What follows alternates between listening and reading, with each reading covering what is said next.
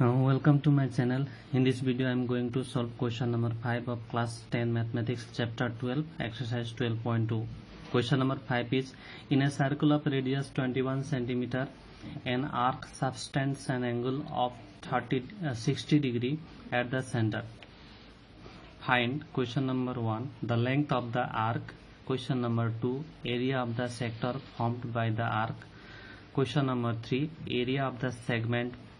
formed by the corresponding chord. এই কুৱেশ্যনটোত এটা circle দিয়া আছে, এটো মই চিত্ৰত আঁকি লৈছো। সাৰ্কুল যাৰ ৰেডিয়াস দিয়া আছে 21 সেন্টিমিটাৰ। তাৰ পিছত আৰ্ক যেটো দিছে সেই আৰ্কটোৱে 60 ডিগ্ৰী কোণ কৰি আছে, সেন্টাৰ লগত 60 ডিগ্ৰী কোণ কৰি আছে। Find the length of the arc. A arc tour length to kiman hobo, a small l or value to liaba lagibo. Ek number 2 number, area of the sector formed by the arc. Jitu sector form hoise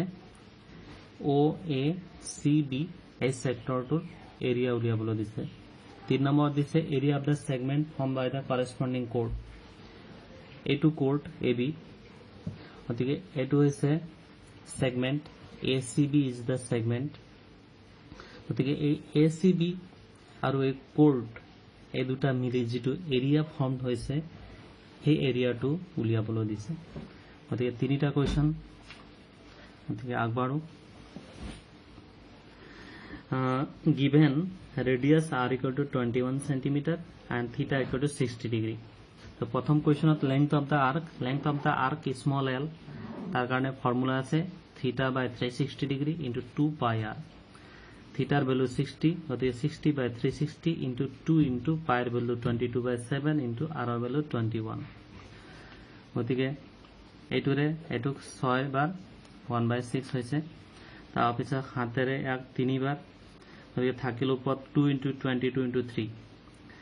3 ৰে আকৌ এক 2 বাৰ, 2 ৰে এক 1 বার, so থাকিল 1 into 22, that is 22 centimeter. গতিকে এক number কোৱেশ্চনটো solve হ'ল, that is length of arc ACB, that is small l equal to 22 centimeter. এক নম্বৰ হ'ল। এতিয়া 2 number, area of the sector formed by the arc. area of the sector, the sector to কোনটো হ'ব? OACB. This is the sector formed by the arc ACB. So area of the sector formed by the arc ACB, তার কারণে formula আছে theta by 360 degree into pi r square. Theta value 60, গতিকে 60 by 360 into pi value 22 by 7 into 21 into 21. গতিকে এটো এক 6 বার, হাতেৰে এক 3 বার, গতিকে থাকিল 22 into 3 into 21 divided by 6. আকৌ 3 ৰে এক 2 times, 2 ৰে এক 11 times, 11 into 21, 231 centimeter square. So ইফালে লিখি লৈছো মই, the area of the sector formed by the arc ACB equal to 231 centimeter. দে দুটা সলভ হ'ল। এটা 3 number, area of the segment formed by the corresponding chord. এই chord আৰু এই arc এই দুটা মিলি যেটো সেগমেন্ট হৈছে ACB, এইটোৰ এৰিয়া উলিয়াব লাগিব। এইখিনি এৰিয়াটো কেনেকুৱা হ'ব, কেনেকৈ উলিয়াম? এইটো এৰিয়াটো হ'ব OACB, এই সেক্টৰৰ এৰিয়া, তাৰ পৰা এই ট্ৰায়াঙ্গলটোৰ এৰিয়া মাইনাস কৰি দিব লাগিব। OACB সেক্টৰৰ এৰিয়া অলৰেডি ওলোৱা আছে। এতিয়া আমি এই OAB এই ট্ৰায়াঙ্গলৰ এৰিয়া উলিয়াম, তাৰ পিছত হেতু মাইনাস কৰি দিলে এই সেগমেন্টৰ এৰিয়াটো ওলাব। গতিকে এৰিয়া উলিয়াও ট্ৰায়াঙ্গলটোত।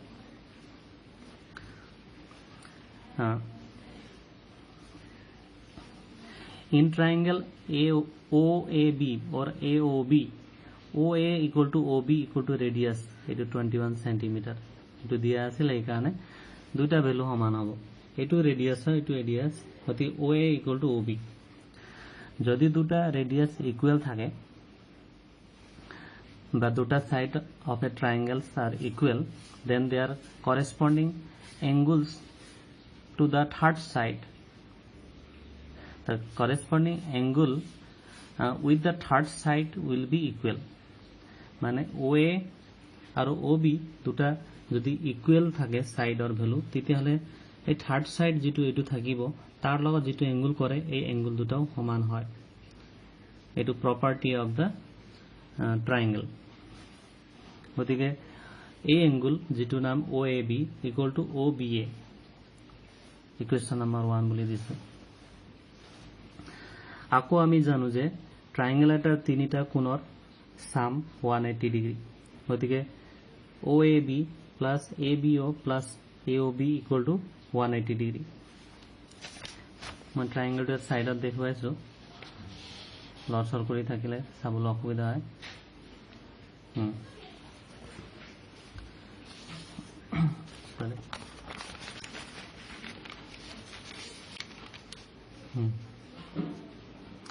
এতিয়া এই দুটা ইকুৱেল আছে মানে A এংগল আৰু B এংগল ইকুৱেল আছে এটো A এংগল এটো B এংগল গতিকে দুইটাকে একে লিখিব পাৰিম আমি মানে টুৱাইস অফ OAB মানে ইয়াৰ জায়গাত OAB লিখিব পাৰিম গতিকে twice OAB equal to 180 degree minus এই এংগলটো এফালে আহি মাইনাস হ'ব আৰু এই এংগলটো AOB এটো 60 ডিগ্ৰী এটো দিয়া আছিল গতিকে 60 মাইনাস কৰি দিয়া পিছত হ'ব 120 গতিকে angle OAB equal to 120 by 2 that is 60 degree angle A উলোৱাৰ পিছত the angle B ৰ ভ্যালু একে হ'ব কাৰণ আমি আগতে লিখি থৈছো A angle equal to B angle গতিকে দুটাই 60 ডিগ্ৰী গতিকে আমি কি পালো angle A 60 degree angle B 60 degree আৰু angle O already 60 ডিগ্ৰী দিয়া আছে তিনিটা angle যদি সমান হয় মানে 60 ডিগ্ৰী হয় তেতিয়া হলে এই ট্ৰায়াঙ্গলটো এটা ইকুইলেটাৰাল ট্ৰায়াঙ্গল হ'ব আৰু ইকুইলেটাৰাল ট্ৰায়াঙ্গলৰ এৰিয়া কেনেকৈ উলিয়ায় আৰু কিমান হ'ব হেতু হৈছে area of the ট্ৰায়াঙ্গল AOB equal to √3/4 into side square √3/4 into side or value 21 centimeter আছিল এটো ৰেডিয়াস গতিকে 21 স্কয়াৰ এই ইকুইলেটাৰাল ট্ৰায়াঙ্গলৰ এৰিয়াটো এতিয়া কেনেকৈ উলিয়ায় হেতু মই দেখুৱাম কাৰণ এটো সিম্পল নহয় এটো বেলেগ ট্ৰায়াঙ্গলৰ নিচিনা half into base into height এটো নহয় গতিকে ইয়াৰ ভ্যালুটো √3/4 into side square এটো মই দেখুৱাইছো ইকুইলেটাৰাল ট্ৰায়াঙ্গল OAB মাজৰ পৰা ওৰ পৰা এটা পাৰপেন্ডিকুলাৰ ড্ৰ কৰিছো angle O equal to angle A angle B equal to 60 degree গুটেখিনি 60 degree আছে এটো OA এটো সাইড সমান হ'ব তিনিটা so area of the ট্ৰায়াঙ্গল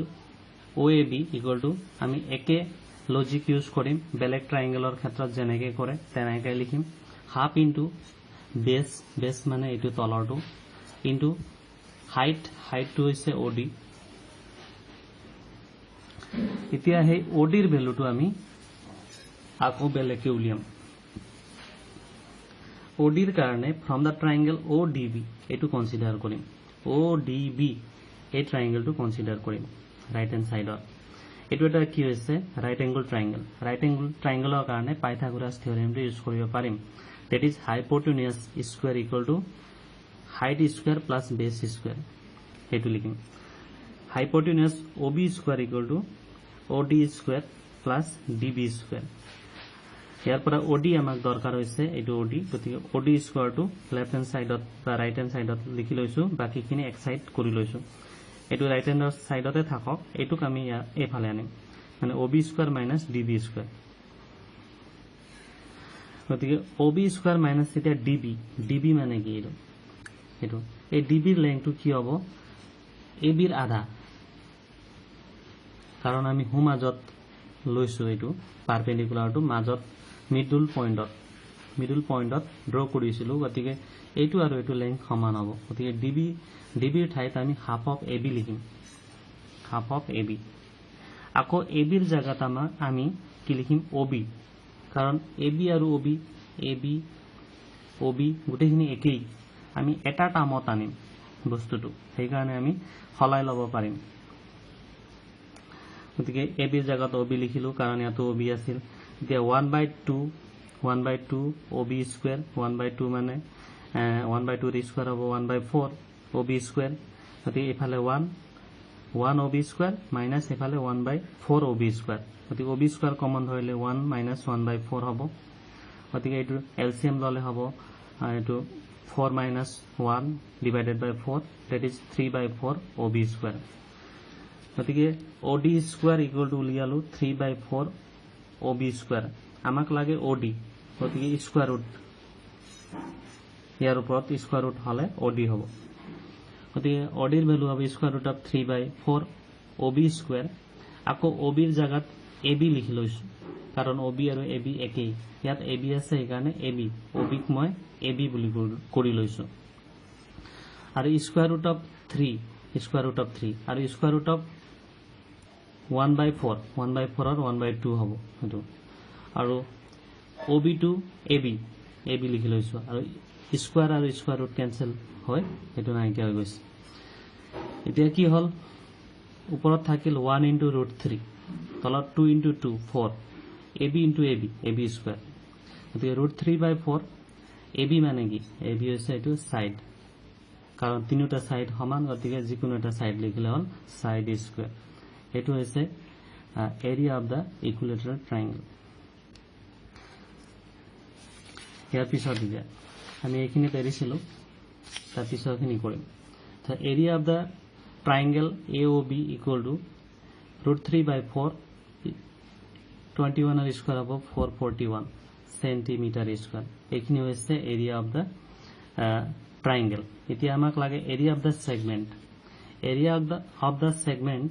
formed by the chord AB is area of the sector OACB minus area of triangle OAB আকৌ দেখুৱাইছো